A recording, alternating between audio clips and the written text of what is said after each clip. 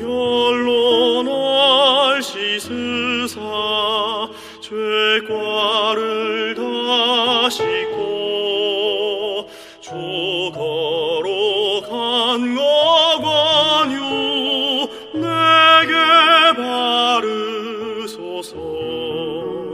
생활의 모든 실패 약함 시인하고 주 영으로 충만해 주 위에 살겠네. 오 주여 내 자신을 구원해 주옵소서. 이제부터 주로만 충만케 하소서. 메마른 내 맘 항상 약하여 단식해 성령의 종만 맡길 진정 사모하네. 주여 날 상처받은 반석에 감추사 생수를 갈망하는 간구 들으소서. 오 주여 내 자신을 구원해 주옵소서. 이제부터 주로만 충만케 하소서.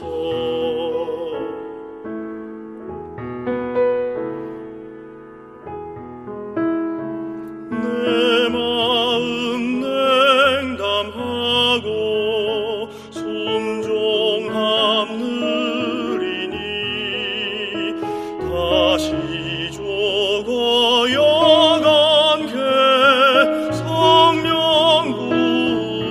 부소서. 오늘 나 제단 위에 자신을 드리니 하늘의 불 내리사 다 태워 주소서. 오 주여 내 자신을 구원해 주옵소서. 이제부터 주로만 충만케 하소서. 내 몸에 주 십자가 더 깊이 역사해 날 티끌되게 하여 날 넓혀 주소서. 매일 더 성령으로 충만케 하소서. 주 생수 넘쳐 흘러 온 땅에 흐르게. 오 주여 내 자신을 구원해 주옵소서. 이제부터 주로만 충만케 하소서. 오 주여 내 자신을 구원해 주옵소서. 이제부터 주로만 충만케 하소서.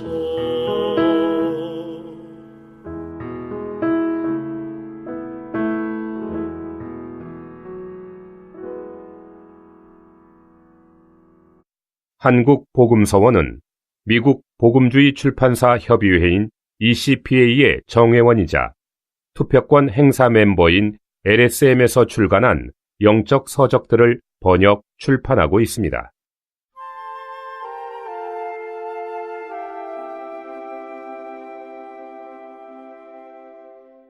온 집이 축복받고 온 집이 주님을 사랑하며 온 집이 교회 생활을 하게 함. 우리는 먼저 자신의 가족과 가정집회를 시작할 수 있습니다. 아내와 자녀가 있는 모든 사람은 가정집회를 가질 수 있습니다. 우리는 우리의 가족과 아내와 자녀만으로도 집회를 할 수 있습니다. 집회를 세우는 것은 우리의 마음을 분발시킬 수 있고 우리의 마음과 영 안에서 불타오르게 할 수 있습니다. 먼저 우리가 불타오르고 그런 다음 우리 가정이 불타오릅니다. 가정 집회를 세우는 것은 많은 사악한 일들을 우리 가정에서 멀어지게 할 것입니다. 가정 집회를 수행하는 것의 목표는 그 가족의 아내와 자녀들을 얻는 것입니다. 그 결과 가족 전체가 주님을 위해 복음을 전파하는 일을 하는 주님의 좋은 군인들이 될 것입니다. 만약 우리 모두가 정상적인 가정 집회를 할 수 없다면 다만 일주일에 한 번이라도 남편과 아내와 아이들이 모두 함께 모이면 됩니다. 이것은 우리에게 형식적인 가정 예배가 있어야 한다는 것이 아니라 우리의 가정을 활발하고 생기가 가득하게 해야 한다는 것입니다. 남편은 할렐루야를 말하고 아내는 아멘을 말하며 아이들은 주님을 찬양합니다 라고 말하는 것입니다. 모든 사람이 무슨 특별한 말을 할 필요도 없이 다만 이렇게 반시간만 훈련하면 온 가족이 다 살아나게 될 것입니다. 우리는 주님께서 취하고 계시는 길이 믿는 이들의 가정에 그분의 교회를 건축하는 것임을 깨달아야 합니다. 일단 교회가 가정에 건축되면 그 가정은 변화될 것입니다. 남편과 아내가 다투는 부부였을지 모르지만 일단 그들의 가정에 집회가 있게 되면 그들은 다툼을 멈출 것입니다. 자녀들도 시대의 조류와 함께 떠내려가는 것에서 보존될 것입니다. 그 결과 가족은 합당하고 정상적이게 될 것입니다. 가능하다면 우리는 형제자매들이 자기 집에서 어떻게 건축되어야 하는지를 가르칠 자료들을 준비해야 합니다.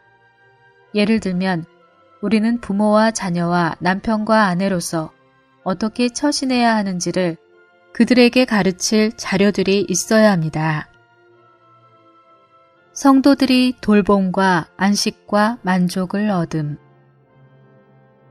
집회를 집으로 가져갈 때 또 한 가지의 장점은 가정의 다툼을 해결한다는 것입니다. 아마 어떤 성도는 가족 간의 다툼이라는 이유 때문에 집회에 나오기를 중단했을 것입니다. 그가 집회에 나오지 않을수록 그와 그의 아내 사이의 다툼은 더 심해지고 집회에 나올 마음을 더 잃게 됩니다. 18년 동안 집회에 나오지 않은 아내는 아마도 항상 도움을 구하며 부르짖어 왔을지도 모릅니다. 그러나 그녀는 어떤 도움도 찾을 수 없었습니다. 가령 어느 날 성도들 중 한 사람이 그녀의 집에 집회를 가져간다고 합시다. 그들이 그녀와 함께 찬송하고 기도한 결과 그녀는 양육을 받고 기쁨으로 충만하게 됩니다. 그럴 때 그녀는 주님, 저를 불쌍히 여기시고 저의 남편을 불쌍히 여기시어 저의 남편도 저처럼 주님을 누릴 수 있게 해주소서 라고 기도할 것입니다. 그뿐 아니라 이 자매가 18년 동안 집회에 나오지 않았다면 틀림없이 그녀의 자녀들도 집회에 나오지 않았을 것입니다. 이제 우리가 그녀의 집으로 집회를 가져감으로 말미암아 자녀들도 즐거이 구원을 받게 됩니다. 이렇게 하여 우리는 한 번의 방문으로 여러 유익을 얻게 됩니다. 동시에 이 가족의 자녀들도 크게 영향을 받을 것입니다. 우리 모두는 우리의 자녀를 다루기가 어렵다는 것을 압니다. 어느 누구도 자기 자녀에 관하여 자랑할 수가 없습니다. 그러나 가정 집회는 매주 우리의 자녀들에게 영적인 양육과 함양을 받을 수 있는 가장 좋은 기회를 제공할 것입니다. 가정 집회는 또한 그들에게 좋은 본을 남길 것입니다. 보이지 않는 유익이 매우 큽니다. 사람들에게 교회와 교회를 누리는 것의 축소판을 보여줌. 새로운 사람들에 대해 우리는 적절한 시기에 자료들을 준비하여 그들에게 교회가 무엇인지를 알게 하여 교회를 귀중하게 보고 인식하도록 해야 합니다. 제자들은 사람들이 구원을 받자마자 즉시 그 사람들의 집에서 집회를 가졌습니다. 이것이 그들의 가정 집회입니다. 그런 후에 3가정 또는 5가정이 함께 모였는데 이것이 바로 우리가 오늘날 말하는 소그룹입니다.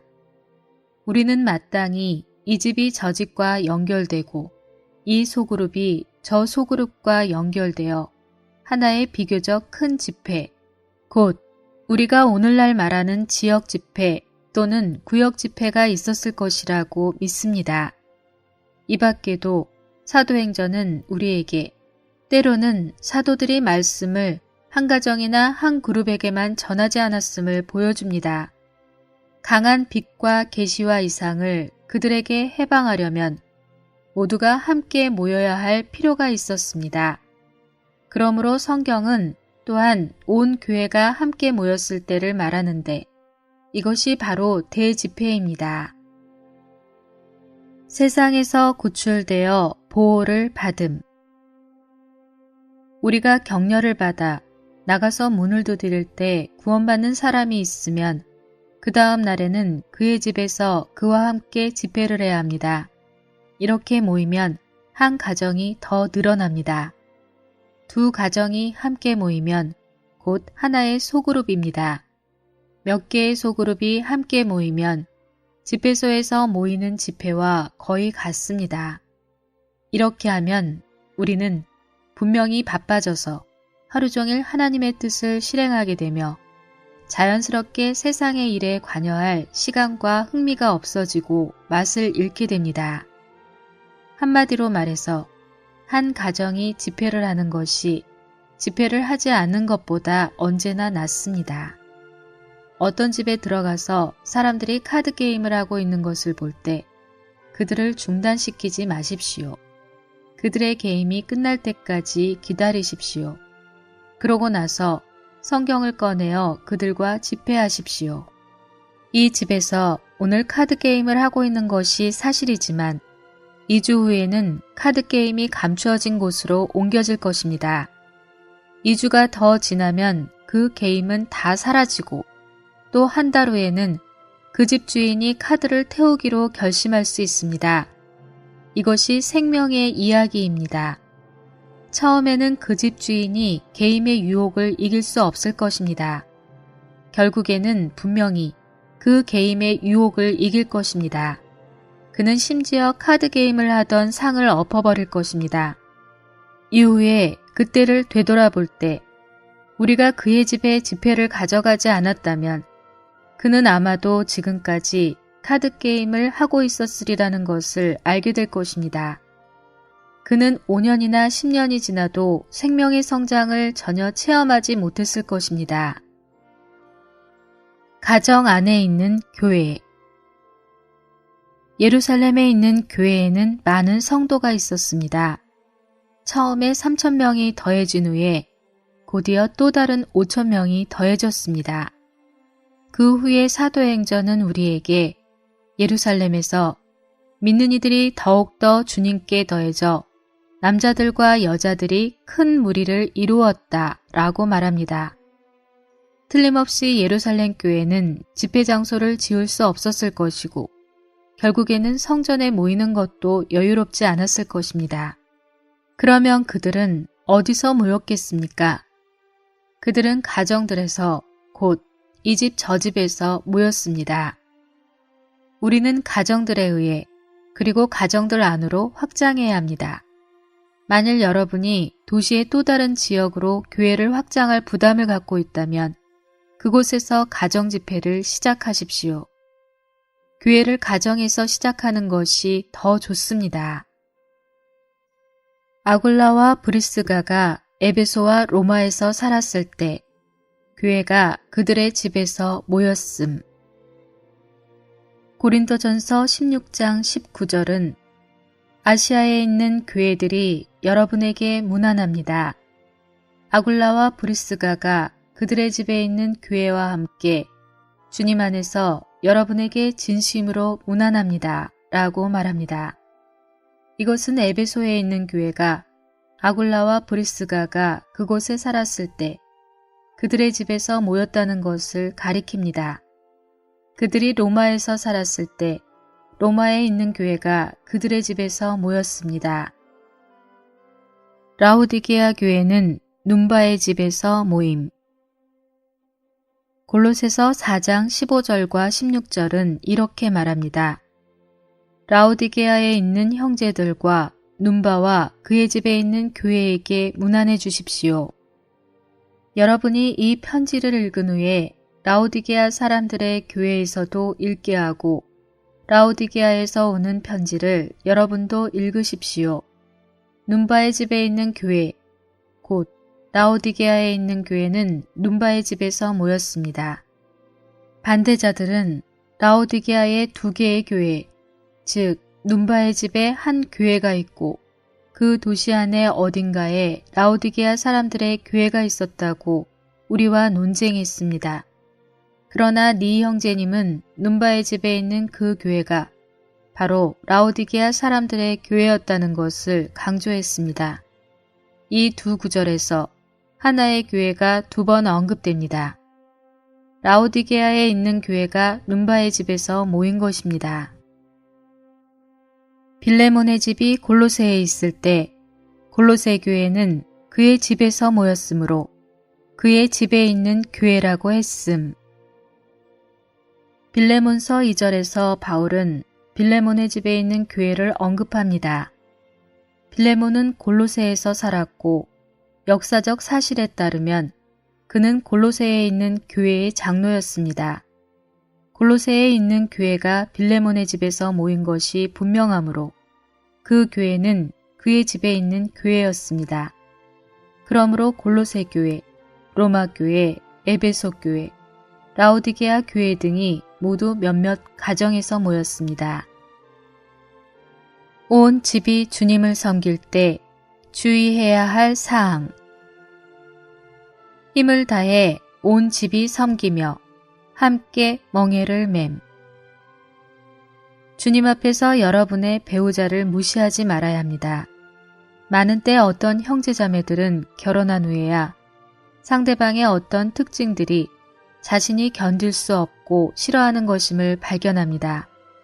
이때 여러분은 이것으로 인해 심리적인 균형을 잃지 말고 하나님을 경배하기를 배워야 합니다. 어쨌든 우리가 기억해야 할 것은 하나님께서 안배해 주신 배우자는 자기 마음에 딱 맞는 사람이 아니라는 것입니다.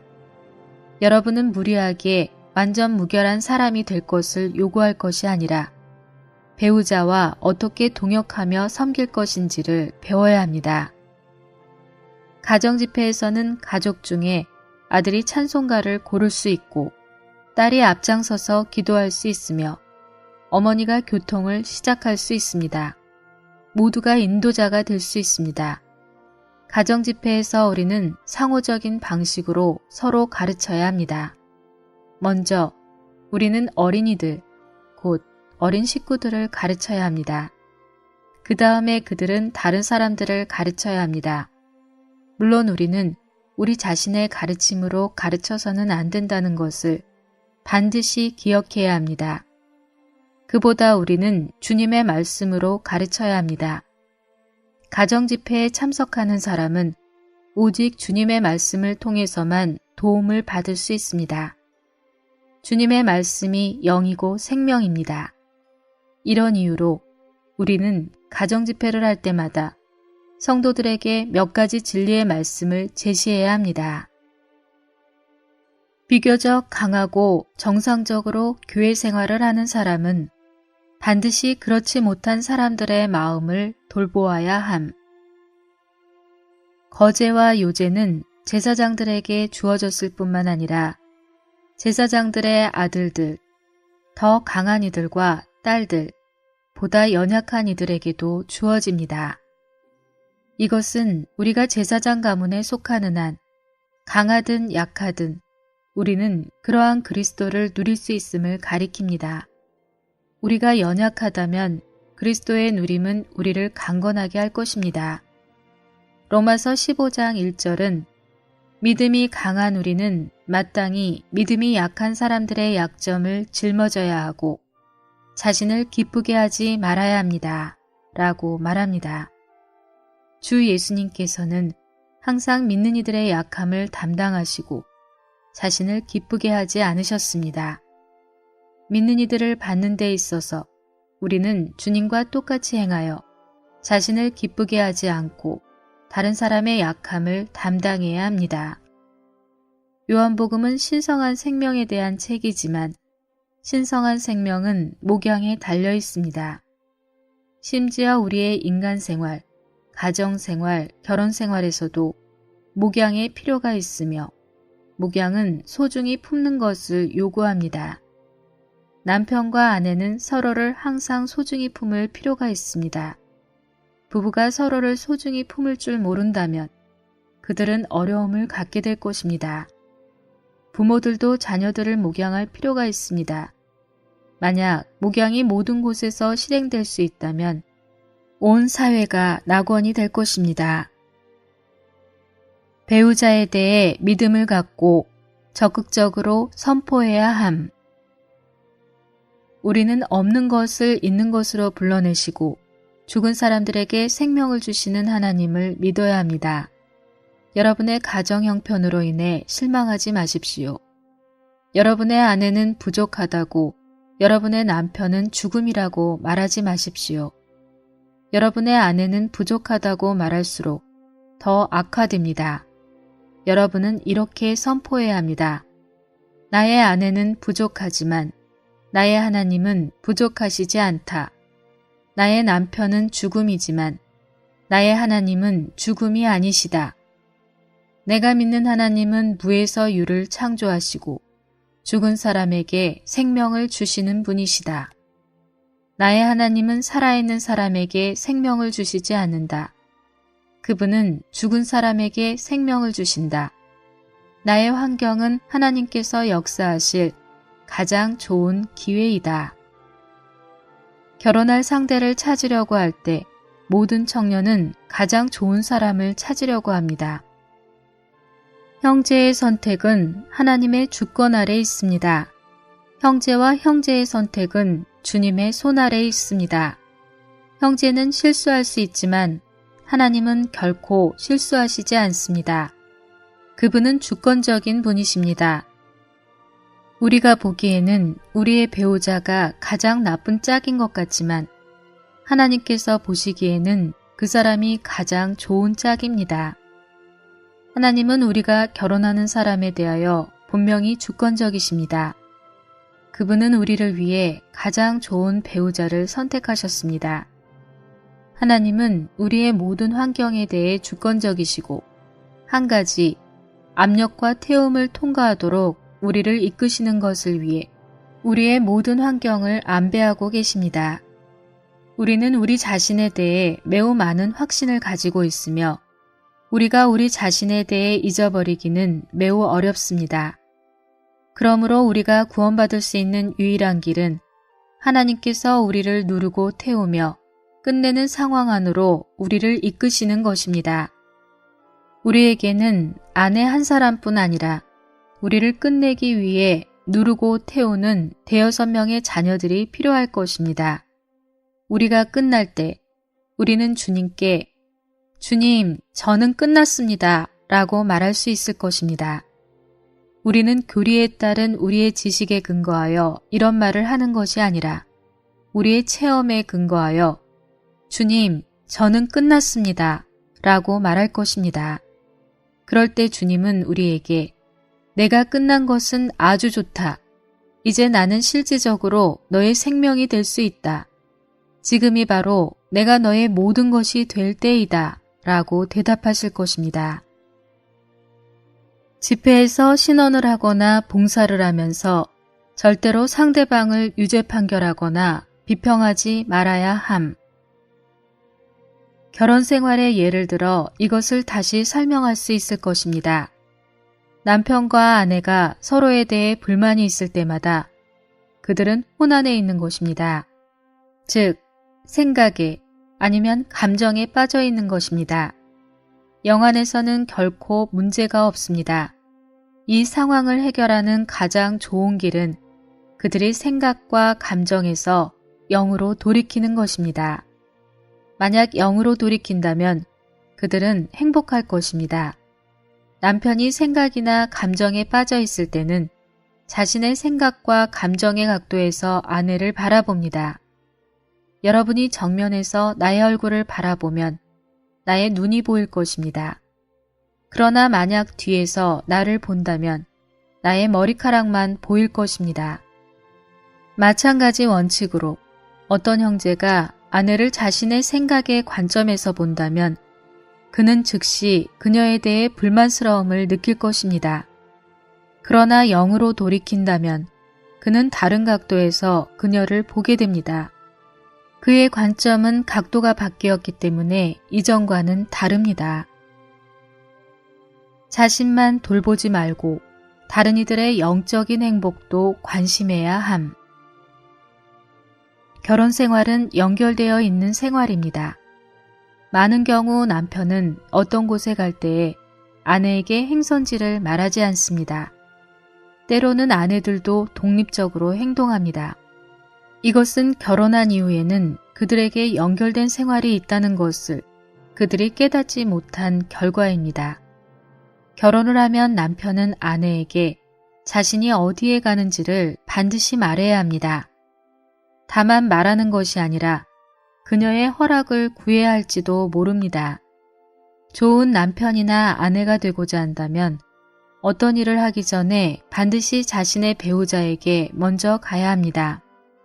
이런 식으로 연결됨을 유지한다면 모든 오해가 사라질 것입니다. 이렇게 한다면 가정생활이 기쁨으로 가득하고 남편과 아내는 서로에 대해 행복함을 느낄 것입니다. 결혼 생활에서 남편이나 아내가 상대방에게 찌푸린 얼굴을 한다면 상대방은 그리스도를 잊어버리게 됩니다. 아내는 아마 남편이 집에 돌아오기 전인 5시 30분까지 하루 종일 그리스도를 누리고 그리스도를 살았을지도 모릅니다. 남편이 집 안으로 들어올 때 그는 아무 말도 하지 않을지도 모릅니다. 그는 단지 그의 아내에게 찌푸린 얼굴을 지을 뿐입니다. 이로 인해 아내는 즉시 마음이 상하여 그리스도가 사라집니다. 이때 아내는 그리스도를 살지 못할 것이며 남편의 긴 얼굴에 반응하여 자신을 살 것입니다. 그녀는 남편에게 찌푸린 얼굴을 함으로써 반응합니다. 이것을 작은 일이라고 생각하지 마십시오. 이러한 작은 일을 다루기 위해서 가장 강한 능력과 예수 그리스도의 그 영에 넘치는 공급이 필요합니다. 배우자의 찌푸린 얼굴을 이기기는 쉽지 않기 때문에 우리에게는 넘치는 공급이 필요합니다. 예수 그리스도의 그 영에 넘치는 공급은 우리로 죽음에서나 생명에서나 투옥되었을 때나 자유로울 때나 그리스도를 살고 그분을 확대하게 합니다. 그리스도를 확대하여 표현하려면 우리에게는 예수 그리스도의 그 영에 넘치는 공급이 필요합니다. 주님을 사랑하는 것 때문에 자신의 본분을 소홀히 해서는 안 됨. 하나님은 왜 여러분에게 부모나 배우자나 자녀를 주셨습니까? 그분께서 여러분에게 이 사람들을 주신 것은 이들로 말미암아 그분 자신을 여러분 안으로 일에 넣으시기 위해서입니다. 자매들은 자신의 집을 잘 돌보아야 하는데 무엇 때문입니까?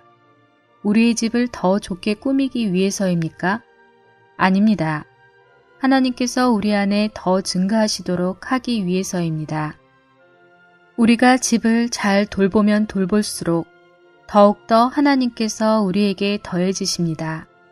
이렇게 3, 4년이 지나면 하나님은 여러분 안에서 더욱더 확장되십니다. 여러분의 집은 그대로일지 모르지만 하나님은 여러분 안에서 증가되셨습니다. 우리는 어떤 자매들이 정말 주님을 사랑하지만 그들이 주님을 사랑할수록 그들의 아이는 구원받지 못하는 것을 봅니다. 원인은 그들이 주님을 사랑하는 것만을 주의하고 자신의 아이는 돌보지 않았기 때문입니다. 어떻게 돌보아야 합니까? 바로 가정집회를 하는 것입니다. 우리가 아이들이 착하고 공부를 잘하기 바란다면 그와 함께하지 않으면 안 됩니다. 이것은 시간을 들여야 하는 일입니다. 가정집회는 이를 위한 하나의 시작입니다. 기본적으로 자신의 자녀를 온전하게 하기 위하여 다른 사람을 의지해야만 하는 성도는 한 사람도 없습니다. 어머니인 이들은 반드시 이 일을 직접 해야 합니다. 그렇지 않다면 그녀는 좋은 어머니가 아니며 자녀들이 온전하게 되는 것은 결코 성공하지 못할 것입니다. 자녀들은 결코 자신의 어머니가 아닌 다른 어떤 사람을 의지하여 세워질 수 없습니다. 어머니인 모든 사람은 반드시 격려를 받고 자녀를 어떻게 돌볼 것인지에 대해 배우며 훈련을 받아야 합니다.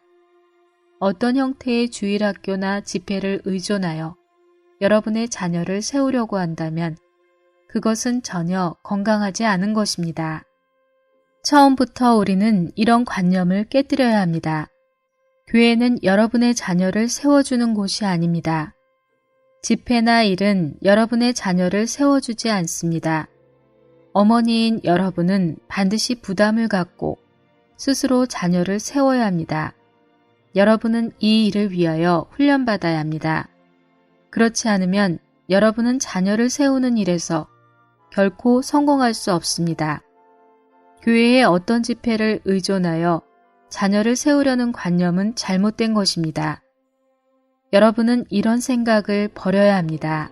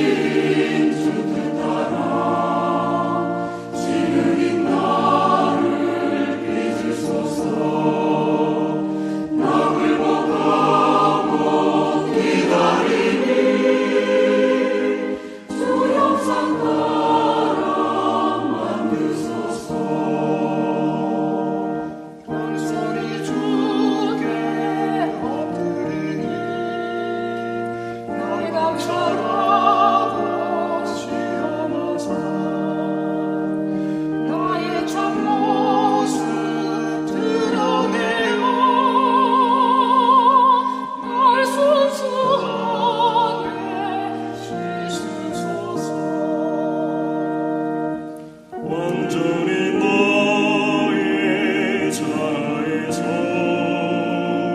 벗어나기를 사모하리. 날 깃들에서 꺼내소서. 남는 것 없게 비우소서.